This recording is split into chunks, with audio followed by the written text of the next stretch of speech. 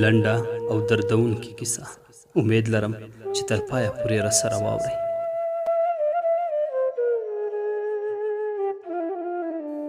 د خوړ سینه له کاڼو ډکه وه، ځای ځای پکې ډنډوکي ول. په اوبو کې ستوري داسې ښکارېدل لکه همدا چې زموږ د بخت وي او له اسمانه راغورځېدلي وي. موږ د همدې خوړ پر څنډه پر یوه ستوي لیکه بیکونه په شا روان وو. د ډول ډول ځناورو غږونه راتلل، د وږو لیوانو انګولاوې وې.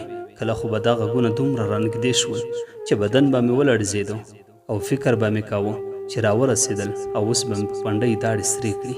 نور مې د ګام اخیستلو وس بایللی و. کرمچو کې مې شګې ننوتلې وې او له تلي سره سولېدلې.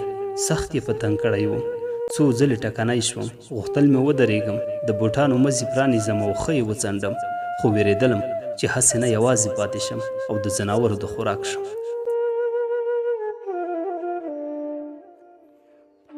میده میده باران شروع شو.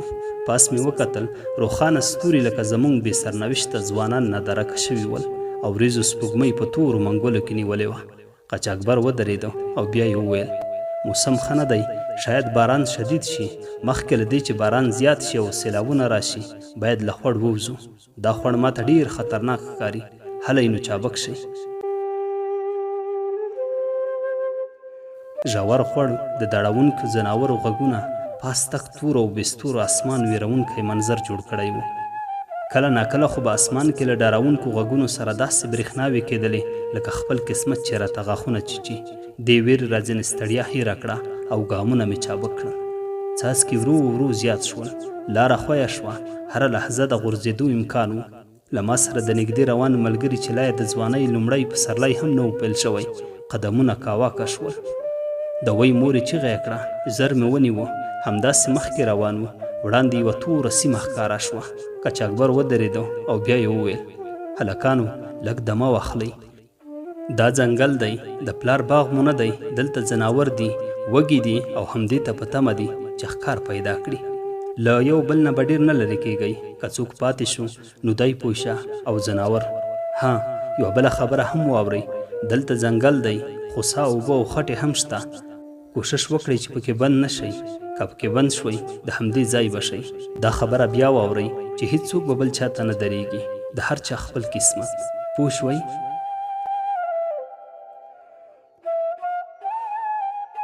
کله مې ناپایه تور ځنګل ته کتل چې په سر یې تالند و ویرونکي غږونه جوړ کړي وو، او کله د قاچاقبر خبرداري ته.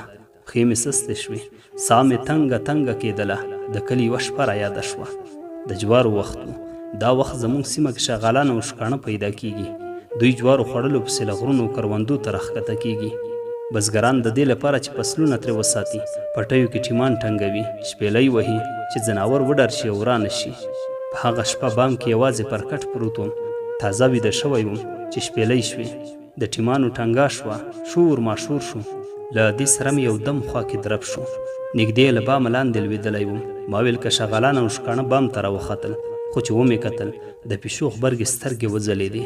د شپې پیشو ته کتل راته ساده خبره نه وه، ځکه اورېدلي مې وو چې پیریان د شپې له خوا د پیشو په شکل کې هم ګرځي. په یوه ساه له بامه راښکته شوم. مور مې غږ وکړ لکه چې وډار شوې، راځه همدلته ویده شه. ایله مې د سکون ساه واخیسته. موږ ځنګل ته په نږدې واټن کې راغونډ ناست وو. دمه مو وه خو ذهن مې ستړی و. شیبه په شیبه مې د ځنګل د منځ ویرونکي تصویرونه د زړه له سترګو تېرېدل او عجیب اندېښنو په سر اخیستی وم. خټکې به ونښلم، ټول به لاړل، ځناورو به ژبې څټلې او رانږدې به شول. هغوی به غاړې راوږدې کړې، سپینې داړې به یې وبرېښېدې او له دې سره به مې زړه راډک شو.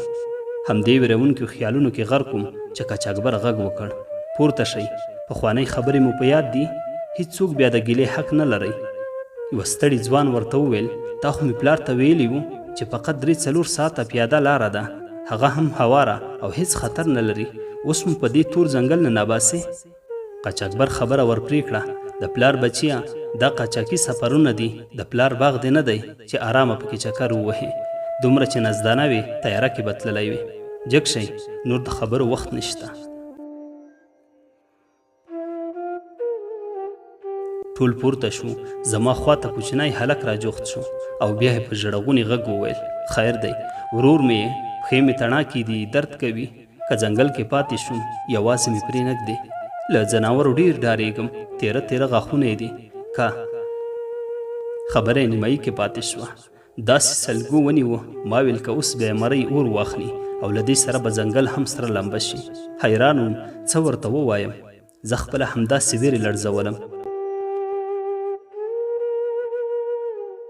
څو ځلې مې زړه غټ کړ خو خبره مې ستوني کې بنده شوه آخر مې پر اوږه لاس ورکېښود او بیا مې ورته وویل مه ډارېږه ځناور خپله له دومره ډېرو کسانو ویرېږي په ځنګل ورننوتلو داسې ګڼ و چې پاس اسمان یې هم پناه کړی و په تیاره کې روان و ځینې ونې به دومره سره نږدې وې چې تېرېدل به ترې په سختۍ شول او کله به لاره صافه شوه عجیبه او ویرونکي غږونه ول هېڅ نه پوهېدو له کومې خوا راځي لکه له هرې خوا چې راځي د ځنګل دې برخه کې ونې له یو بل لرې وې سپوږمۍ د وریځو له منګلو تښتېدلې وه رڼا یې موږ ته لاره ښودله موږ لیدل چې ځینې وخت په نااشنا ځناور را نږدې شول چنګې لکۍ به یې نیولې وې د سترګو کونجونو کې به یې راکتلې او تر یوه ځایه به راسره جوړه روان ول خو حمله یې نه کوله شاید زموږ له زیات شمېر ویرېدل او مناسب فرصت ته به تمه ول په ځنګل کې د نابلده خلکو لپاره مزل سخت وي موږ هغه لاره تعقیبوله چې قاچاقبر پرې ګامونه اخیستل یو لوی ډنډ ته ورسېدو په احتیاط یې خوا کې تېرېدلو اوبو کې به موج پیدا شو همداسې به پراخ شو تا به ویل اوس به ترې وږې تمساح راووځي او په موږ به دواړه ژامې راټینګې کړي نور هم مخکې لاړو دا د ډنډ وروستۍ برخه وه مجبور و ترې تېر شو پښې مې پکې ونښتې خټې او اوبه مې تر ځنګلونو راورسېدې د قاچاقبر هغه خبره رایاده شوه که په خټو کې ونښتی د همدې ځای شوی همدې ویرې مې زړه ته قوت ورکړ او پښو کې مې انرژي پیدا شوه شاته روان هلک ونښته غږ یې کړ هله وروره خټو کې ونښتلم لاس راکه خیر د ځناورو ته مې مه پرېږدئ که پاتې شوم خوري مې واړه ورور سره مې واده کړې وه چې ورسېدم پیسې درته درلیږم بایسکل ځان ته واخله خیر دی وروره لاس راکه یوه لړزونکې تبه راباندې راغله له یوې خوا د دې هلک عذر او زارۍ او له بلې خوا د قاچاقبر دا خبرداری چې هیڅوک به بل چاته نه درېږئ حیران وم څه وکړم زموږ د دواړو د ژوند سوال و که درېدلم خپل ژوند مې په خطر کې کېده او که نه درېدم نو د هغه ژوند په خطر کې و زړه مې غټ کړ راتاو شوم لاس مې ورکړ په ټول زور مې راکش کړ او نور بیرته په منډه شوم موږ همداسې روان وو کله به تیاره دومره ډېره شوه چې مخکیني نفر به هم نه لیدل کېده او کله به بیا لږه رڼایي شوه ټوله شپه مو مزل کړی و نور نو بیخي د ګام اخیستلو وس نه و راپاتې ورو ورو رڼایي پیدا کېدله قاچاقبر ودرېده او بیا ټول راغونډ شو او پر یوه هوار ځای کېناستو قاچاقبر پښې وغځولې له خولې د سګرټ نری لوګی راوویست او بیا یې وویل هلکانو همدلته پاتې شئ ونه خوځېږئ چې ورکېږئ ځنګل لږ نور هم پاتې خو نور مزل به د نن ماښام په تیاره کې شروع کوو او د شپې به له ځنګله نه وځو موږ په وړو وړو کاڼو چې شاوخوا یې واښه ول وغځېدلو بیکونه مو سرونو لاندې کړل یو له بله خبر نه وو لږ وروسته د ځناورو غږونه شول ټول نیغ کېناستو او کاڼي مو لاسونو کې واخیستل هغوی له موږ نه لږ وړاندې کتار روان ول او ژبې یې پر شونډو تېرولې قاچاقبر وویل مه ډارېږئ دوی چې ماړه وي چاته څه نه وایي لکه چې ښکار یې پیدا کړی دی شیبه وروسته یې زموږ شمېرل شروع کړل یو دم یې سګرټ له ګوتو وغورځاوه او بیا یې په لوړ غږ وویل یو نفر کم دی ما چې شاوخوا ته وکتل نو هغه تنکی ځوان چې نه وی د ځوانۍ په درشل قدم ایښی و زموږ په منځ کې نه و په کومه لاړې غږ دې ورک شو په کومه لاړې غږ دې ورک شو ناځوانه تا خو د قیامت تړل شرطونه په تورو غرو دې ځان پناه کړو په تورو غرو دې ځان پناه کړو د بېوسۍ غږ به مې څوک در رسوینه بېلتونه سوال به درته وکړم بېلتونه سوال به درته وکړم ما ته مې خپل جانان را پرېږده چې راځي نه چې ستا غمونه مې مړ نه کړي چې ستا غمونه مې مړ نه کړي د غریبۍ تبې مې ډېرې تېرې دي نه ماښامه ستونی مې را ډک دی ماښامه ستونی مې را ډک دی د کوم دیوال ډډې ته چغې ووهمه